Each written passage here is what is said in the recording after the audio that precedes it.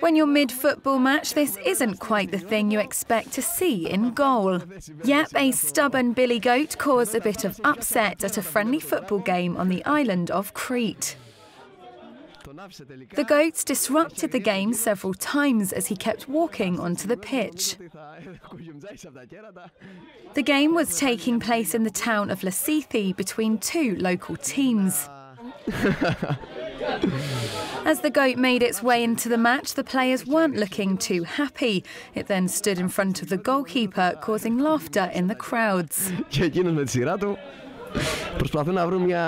The goat was then taken off by a coach and a player rather unwillingly, only to run back onto the field again and stand guard in front of the goal. Τελικά εκείνος προτιμάει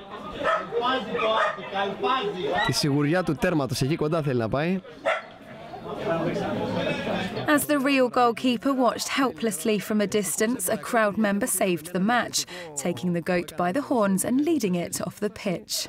Άνετος, όπως το είδαμε, χωρίς πολλά και τα χειροκροτήματα.